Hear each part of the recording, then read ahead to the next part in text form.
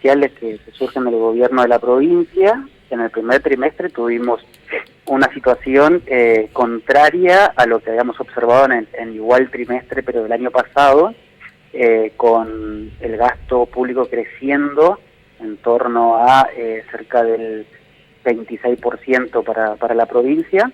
Obviamente que es un crecimiento que se explica más por un rebote que por una alza genuina, ¿no? Porque el año pasado había, en todas las provincias, había existido en el primer trimestre un fuerte ajuste del gasto público, pero a diferencia de aquella vez, en esta oportunidad el resultado fiscal de la provincia muestra un déficit, tanto primario como financiero, que está en torno a los 14.000 millones de pesos, que equivale aproximadamente al 5% de los ingresos totales que tuvo la provincia, lo que la transforma, por lo menos hasta ahora, porque este relevamiento se hizo sobre 19 distritos del país, no sobre los totales, porque no hay datos de 5 provincias todavía, pero hasta el momento lo transforma en la provincia con el déficit financiero más importante entre todas las provincias relevadas, ¿no? En un contexto en donde de las 19 provincias relevadas solamente 5 han tenido déficit, y en ese contexto, bueno, el de La Rioja, medido como porcentaje de sus ingresos, es el más alto. Bueno, ahí estoy viendo el gráfico que hace referencia, que muestra a Chaco, Entre Ríos, La Rioja, Santa Cruz y Tierra del Fuego, que son las provincias, las 5 que vos mencionás que tienen déficit, ¿no? Exactamente, son las 5 que cerraron el periodo con déficit.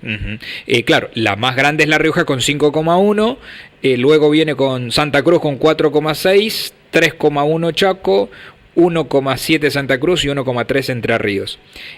Así es. Para explicarlo, lo más básico y elemental, ¿significa que se ha gastado más de lo que ha ingresado? ¿Eso es, Alejandro? Exactamente, así es sencillo como lo mencionás. Para ponerlo en números a eso, los ingresos totales que registró la provincia de La Rioja en el primer trimestre fueron 290.400 millones de pesos aproximadamente, y los gastos totales ascendieron a cerca de 305.000 millones de pesos.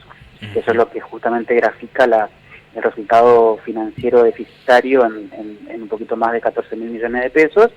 Que esto, bueno, se explica por dos cuestiones. Primero, que los ingresos han crecido en relación con el año pasado, pero crecieron menos de lo que se proyectaba inicialmente en el año, particularmente para el caso riojano crecieron en torno al 19%, pero los gastos totales crecieron bastante por encima, crecieron en torno al 26% en el primer trimestre del año, y acá hay que entender esta situación en un contexto, ¿no?, de lo que tiene que ver con las expectativas.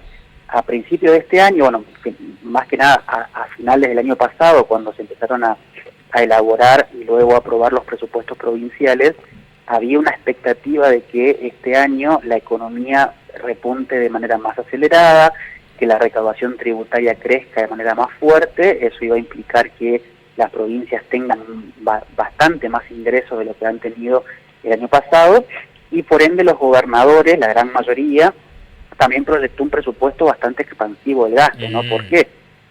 Hubo un 2024 donde hubo un muy importante recorte del gasto público, y bueno, era un año que las condiciones permitirían hacer crecer el gasto. Entonces, en ese contexto, el primer trimestre muestra un crecimiento del gasto bastante importante, como te decía recién, 26% para La Rioja en particular, en otros casos creció por encima del 30%, pero los ingresos no han acompañado en la misma velocidad. Entonces, algunos gobernadores tuvieron cierta precaución ya promediando el primer trimestre del año, y bueno, y ahí quizás sacaron un poquito el pie del acelerador respecto al gasto. Otros no tanto, se lo hicieron más hacia este segundo trimestre del año, y eso generó, bueno, que si bien algunas provincias tengan situaciones fiscales bastante más holgadas, bueno, en otros casos se han caído en este déficit que estábamos mencionando antes, ¿no?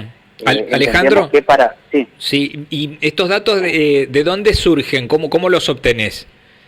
Bueno, los datos son todos oficiales de las provincias, todos los ministerios de Economía o las entidades públicas correspondientes publican trimestralmente esta ejecución presupuestaria, y después lo que hace el gobierno nacional a través de la Dirección Nacional de Asuntos Provinciales es consolidar toda la información, en algunos casos algún tipo de ajuste tipo metodológico nada más, y publica las planillas para las 24 jurisdicciones. Eso todavía no pasó, es decir, ya estamos en julio y la Nación aún no publicó estas planillas, por eso es que tenemos únicamente este relevamiento parcial que corresponde a los datos que publican las propias provincias en sus sitios web correspondientes.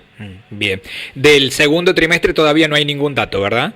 No, recién, bueno, el trimestre cerró hace 9 días, Sí.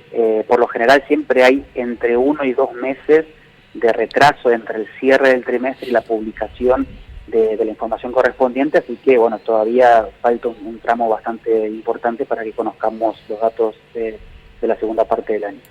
Alejandro, te agradezco, gracias por tu tiempo. Gracias a ustedes. Hasta luego. Bueno, datos fiscales entonces, según Politicón Chaco, la consultora que es dirigida por Alejandro Pegoraro, La Rioja ha tenido déficit y es la que más déficit ha tenido. Ahí en el gráfico, para aquellos que nos van siguiendo, es la que tiene en rojo más hacia atrás. Fíjense ustedes, ¿no? 5,1.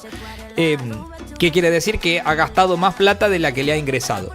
¿Cómo lo explica Alejandro? Que muchas provincias, evidentemente las 5 estas, habían proyectado un gasto más amplio pensando que la plata que le iba a ingresar era más, por el crecimiento de la economía, algo que no ha sucedido.